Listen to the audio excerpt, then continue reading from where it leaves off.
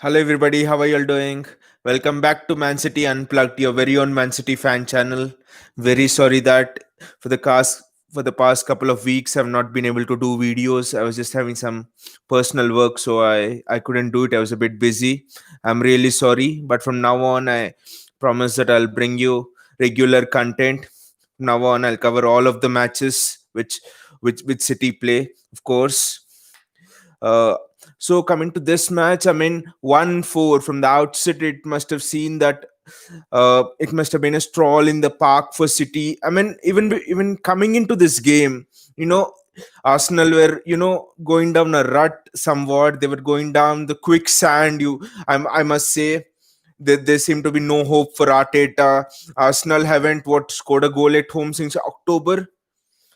It was just looking bleak for Arsenal. They were not creating chances and stuff. So from the outset, it must have seen from a City fan's point of view that this should be an easy march into the last four of EFL Cup. But I personally I was a bit wary coming into this match because when a team is wounded, when an animal is wounded, when a beast, when someone is wounded, that's when you should be really careful about them because they have nothing to lose. And I mean, in football and as well as in life, when someone has nothing to lose, that's when he could be really dangerous. He could be at his he could be he could be merciless. Back to the wall, they say that if you push a cat back to the wall, it can fight back against you in any form of way. So that's the same thing I was a bit wary about today, especially if you see what happened in that FA Cup semi-final. When what people said in that FA Cup semi-final last season when the draw was made, Arsenal, they taunted Arsenal. They said that okay, this was a draw for Arsenal to be knocked out, and they went on and won the FA Cup. And City was coming into that FA Cup with much greater form than we have been coming into this game. So I was a bit wary, especially because Arsenal didn't have anything to lose. They could just come all out attack against City. But then the way we started the game on front foot, Arsenal were literally chasing shadows. It was after a long time in the last 2-3 months. I didn't see this kind of a style. City on the front foot, Arsenal chasing shadows. I think for the first 15 minutes, Arsenal didn't even have a touch on the ball. Nothing. They were just defending and everything. I mean, the goal was just the outcome of how we were playing. The goal had to inevitably come. Great cross from Zinchenko, and Gabriel Jesus goes on and heads it into the near post. But then City's play in the first 15 minutes was not about the goal. It was about the way they kept the ball, not a single misplaced pass, which was often, you know, which has often not happened to us this season. In the first 10, 15 minutes, first 20 minutes, we often don't look that sharp. We misplace passes. There's a lack of communication at the front, not at the back, and all of those things. That has been a feature of City's games this season. But today, nothing. It was like Pep's vintage Barcelona playing in the first 10, 15 minutes. No, the movements were inch perfect. It seemed as if the players were having a telepathic understanding to each other. Zinchenko overlap, Mahrez cut inside, Bernardo or whoever was playing Foden cut inside. Fernandinho rolled back the ears. He was intercepting all the balls. It was just fantastic. Then the goal came, and then I was like, oh, typical City. It was 30 minutes. City were still keeping the ball, but it was still 1-0. That has been our problem, and I thought this game as well, that will continue to be the problem. See, if we don't get to the title this season, it will just be because we are not ruthless enough, we are not merciless enough. If we don't win the title this season, it will be the same reason why we didn't win the Champions League, why we didn't progress in the Champions League last season. Not good enough in front of goal. Defensively, we have improved a lot, but I'll come to Laporte as well, and I'll come to why I think John Stones at this moment is a better partner for Diaz than Laporte. I'll come to that as well. But then we're not in the first half. We were not ruthless. We were not merciless in front of goal. Gabriel Jesus went one-on-one with the keeper, has to score. There's no other option. I think in the 35th minute, the 40th minute, he has to score that. Fantastic 1-2 with Phil Foden. He just had the goal gaping at him, the goal staring at him. He had to put it in the back of the net. There was no other choice, and he stuck it right at the face of the goalkeeper. You could say it's an excellent save.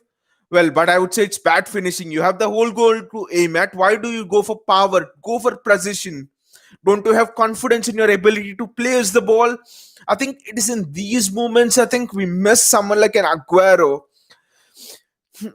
Gabriel Jesus moment is excellent. His turn of pace, his turn of direction today in the entire match was sublime, I would say. Wow, it was a near complete performance from center forward performance from him. But then, Pep said this interesting thing when he told, what should Gabriel Jesus do, for example, to go to Aguero's level in terms of goal scoring, not the work rate and all? He said Aguero and all the top strikers have that something, they smell the goal, they have that sniff at goal that you can't coach, you can't teach, that just comes. How to finish, all of those are special abilities. Our Sterling has not yet learned how to finish. He just knows one kind of finish: curl the ball into the top right corner or tap in. I don't consider tap in as a finish, though I think Raheem Sterling does.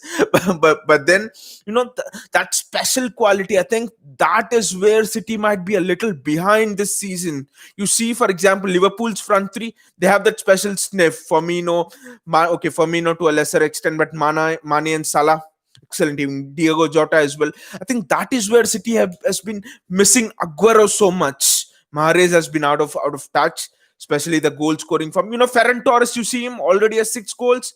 He has that sniff in front of goal. He senses an opportunity, just finishes it somehow. They somehow finish it. That's the hallmark of great strikers. And I think if Gabriel Jesus can somehow get it into his game, I can just see shades of Ronaldo, shades of not Cristiano Ronaldo, shades of the Brazilian Ronaldo in him. Everything else was excellent. But again, 1-0, and then Arsenal strike back 1-1. You know, against a much more proficient team, it would have been really difficult for City to find those 2, 3, and 4 goals. It was Arsenal. We found that net's gear and went on to score 2, 3, and 4. Though Arsenal made some shambolic mistakes, I would say, and in one goal, Foden was offside. But then just imagine, you have dominated the game for 40 minutes, and then you give the opposition a goal. Because why? Because you don't take your chances. You had a one-on-one. Mahrez didn't shoot. Bernardo Silva had a chance to shoot. You have 10 shots, but you just score 1 goal and dominate the opposition left, right, and center. Still, you're 1-0.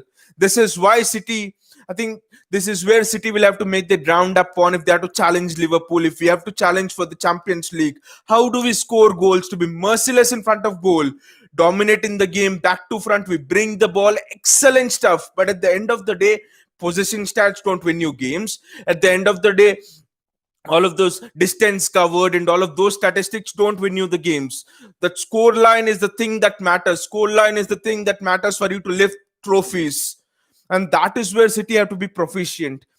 This is not a moan video, or I'm not complaining about that City didn't play well. We were excellent today, but then against a bigger team, for example, in the Premier League, City would have found it really difficult to come back. What happened against West Ham earlier in the season? 1-1. What happened against West Brom?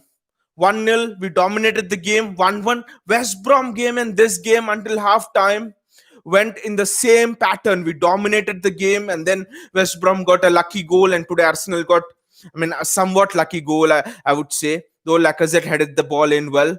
1-1. It was just that Arsenal were stupid enough not to defend well, and West Brom defended well. That game ended 1-1. So I think this is one key thing which we need to take away from this game. Yes, we have won this game. The margin shows 4-1. We'll go home happy. We can celebrate. We are into the last 4. But then, no. There are the ruthlessness in front of goal is still missing. I just hope that City come back to it. Aguero's back to fitness. I hope he starts more games, and I hope City take on more shots than looking to pass the ball. City need to take on more shots. Let's come to the goal and Aymeric Laporte and Ruben Diaz started today, and I was like, this is going to be a test for Ruben Diaz, because John Stones, I think all the games he has played, It has all been clean sheets. Against West Brom, Ake started with Diaz, I think. So John, all the games John Stones has played clean sheets. So Laporte could not afford to make a mistake today. But it, I would not say the goal that City considered was a mistake of Laporte. It was an excellent header from Lacazette, I would say. It was just that Laporte could not get in front of Lacazette. But then I think this is the slight thing why John Stones is preferred to Laporte. I mean, at his best, Laporte is one of the best centre backs in the league, I would say. But John Stones at his best, again, he has that sniff of the balls coming in from far post, the balls flashed across the box, or the crosses coming in. He is somehow in the right place in the right time, especially in a defensive sense. Again, you can't coach it. So I think that is the slightest minute reason why Pep prefers Laporte to Stones. For example, in Southampton match, I think it was in the second half. There was a ball similar to what Lacazette got. I think Kyle Walker-Peters pumped the ball in, and Stones just came in front of Danny Ings and put the ball out and headed the ball out. The same thing, that's the sniff in the previous matches as well. Crosses flashed across the box, and John Stones is there always to intercept it. John Stones is there in front of the strikers. John Stones intercepts these kind of balls a little bit better than Laporte, I would say. That is the only slight thing I would say. Otherwise, Laporte is an excellent centre back. I think at his best. We should see how much time John Stones manages to keep these levels, keep this consistency levels. I hope he has a one full season with these consistency levels. But then, this is right now, at least at this point, this is the difference why Stones is starting over Laporte. People are saying, okay, Stones is doing it, but why is Pep preferring Stones to Laporte? Laporte has a great left foot, is one of the best centre backs in the league. Yes, everything is accepted, but one of the weakest points of City is crosses coming in from the sides, and all the teams know it, or balls flashed across the box. And John Stones is somewhat, he's really good at defending them. I mean, each person is unique in his in his skill set, and that is, intercepting the crosses is not quite Laporte's best skill set, I would say, when compared to John Stones. That's the only reason. Otherwise, I would even consider playing a back three with Stones in the middle and Diaz and Laporte on either sides of him. That is also very enticing option, for very tempting option for Pep Guardiola, I would say. So that's the slight reason why John Stones is playing ahead of Laporte. But then I think we should remember Laporte has proven over seasons that he can perform well over a season, and John Stones has not done that. He has performed well in 3-4 months in the past and then gone off. So see, I hope that doesn't happen this time to John Stones, because this is the point where his career has been resurrected, where his career is, this could be the point where if he doesn't perform, he could just go leave the club. City would just, give up on him, give up on John Stones. So an important season for John Stones.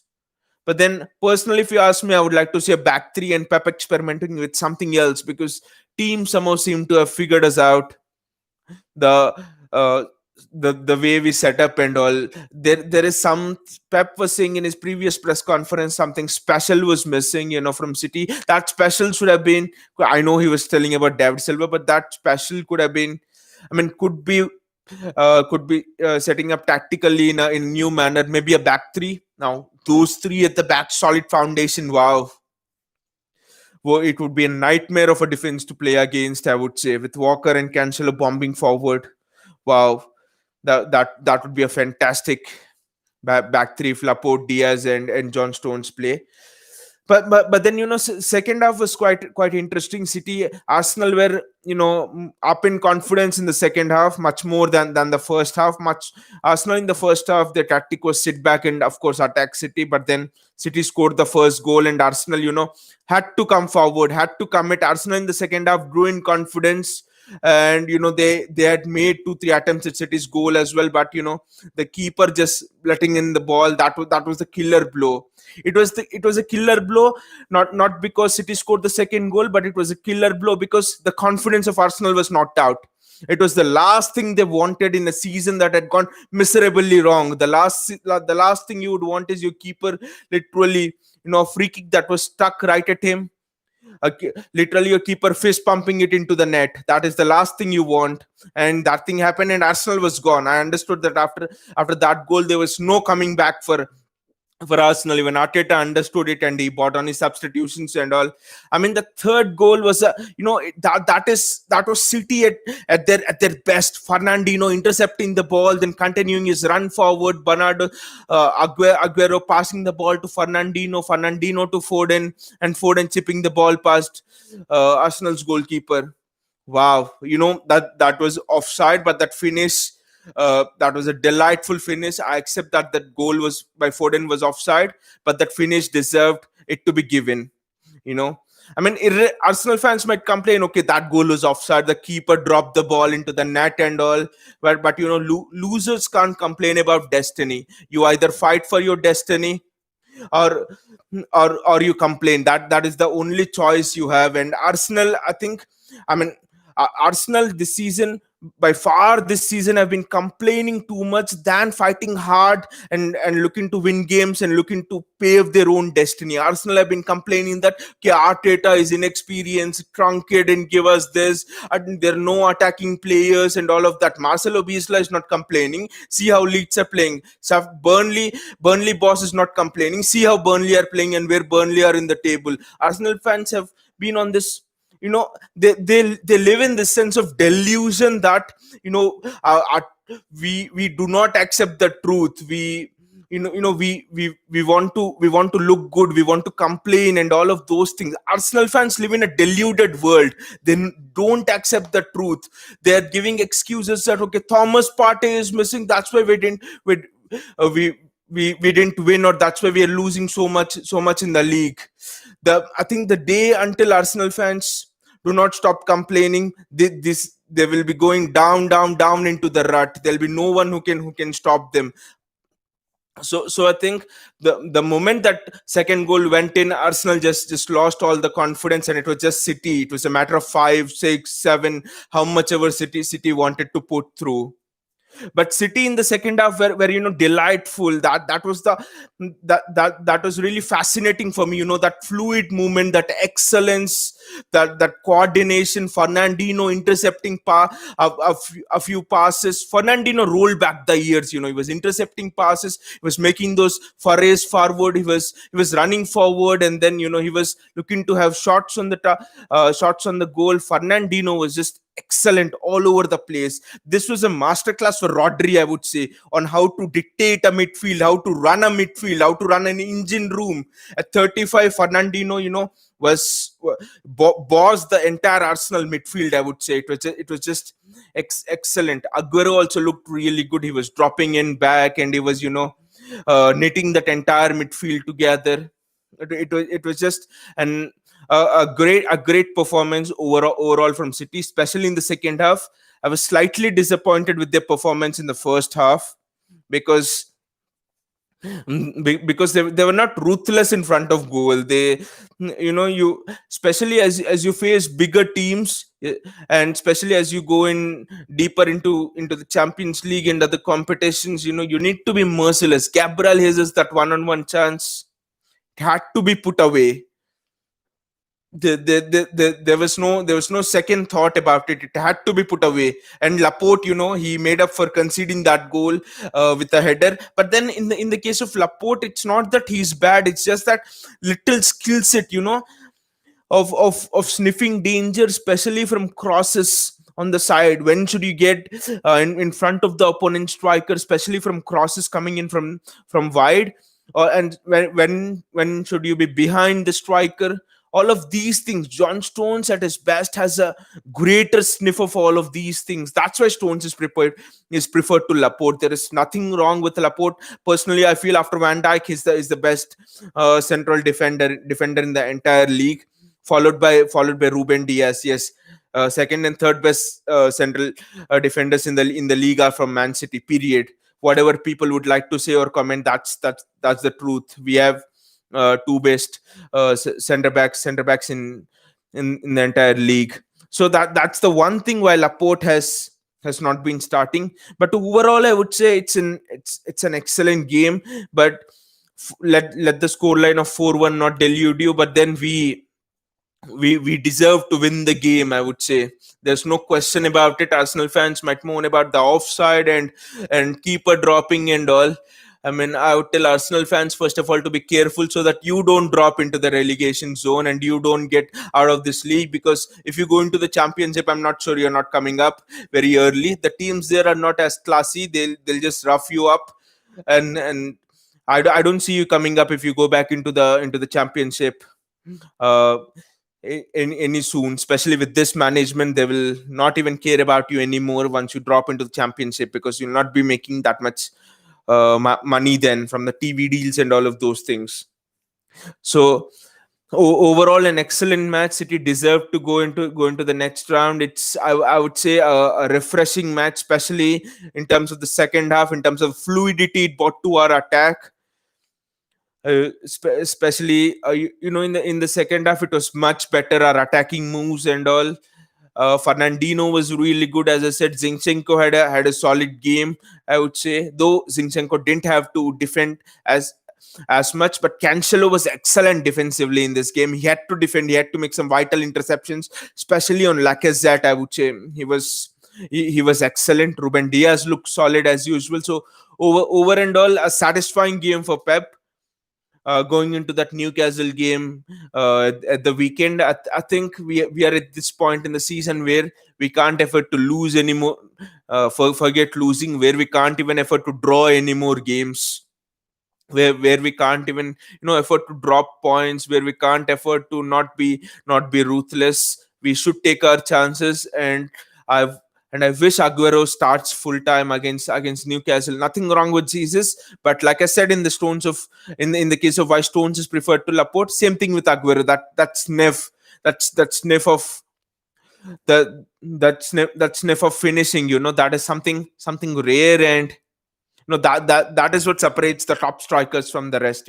Top strikers know when to finish under the legs, when to curl the ball, when to finish, when to dink the ball, when to chip the keeper, and all of those things. So that is just it's just because of the sniff. That is where finishing is what separates Aguero from Jesus, I would say. Otherwise, Jesus is perfectly at that level in terms of his work rate, in terms of his change of pace, body strength, everything.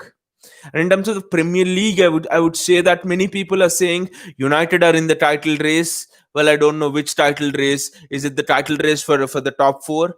Not certainly the Premier League title race, I would say. I mean, you defeat Leeds 6-6, 6-1, 6-2 or something, and then you say you're in the title race again. You know, you can't you that there is nothing more foolish than that, I would say. You beat Leeds. Yes, United are playing well at this moment, but then you can't be in the title race all of a sudden after you beat Leeds, and you can't be shit the next weekend when you lose to a Fulham or somebody. I mean, that is the trap which United fans should avoid getting into, just like Arsenal fans who always live in that deluded land, I would say. But then regarding the title race, I would say yes, Liverpool is obviously in the top four. Would I say Spurs? But Spurs, if you nullify Kane, who else is there to supply them? I mean, you mark Kane out of the game. It's just like when Jorginho came to Chelsea in the early days of Sarri, that he used to dictate the game so much, and then Marco Silva in one game against Everton. I mean, um, in a game where Chelsea played Everton, he marked Jorginho out of the game, and then that was the end of Jorginho. All of the others were employing the same tactic. I think that is what is happening with Harry Kane and Spurs. Mourinho, he is this season also. I always thought he was a one trick pony. For example, Kane or someone putting the ball onto Son and Son running onto it. The coaches at this level are far, far, far more talented, experience. They know that you can win an entire Premier League with just that tactic of putting Harry Kane in the middle. At some or the other point of time, you're gonna get found out, and Mourinho has been found out much more sooner than he would have wanted. And That's why I don't consider Spurs. Chelsea, I don't know. Again, Lampard inexperienced and is competing against two veterans. I would say two veterans in Pep and Klopp. So that is where again, the difference comes. Why I don't count Chelsea in the title race, and Man United as well. Again, Man United for me, they rely too much on Bruno Fernandes. That is one reason. And again, Ole, the is also so much inexperienced in competing against managers like, even Mourinho. I would say managers like Mourinho, Pep and Klopp. So I think those are the reasons why I would still say that Man City are the one who can uh, who can compete with Liverpool for the title if they reach the levels of 2 seasons back, when I still remember it was January. It was almost the last week of January, and we were what, 7 points behind Liverpool. We beat Liverpool, and then we lost against West Brom. Typical City, right? 7 points behind Liverpool, and then we put on a run of 15 games and won the title. I think City still has that capability in them to do it, and this season even more so. I think because we are keeping clean sheets for fun.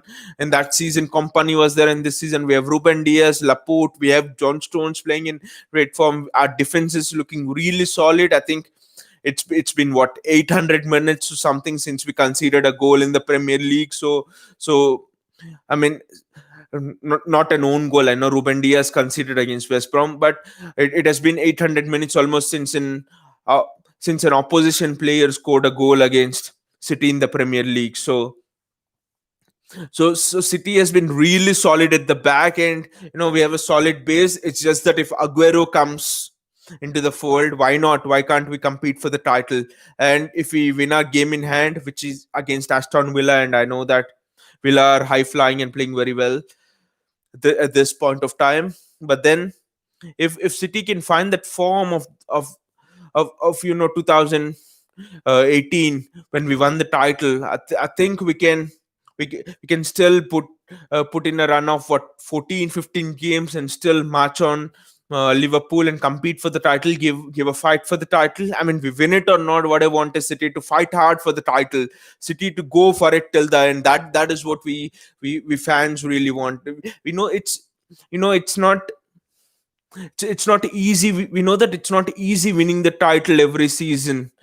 And uh, but what we want is a team to show that fight to win the title every season. That is what we expect.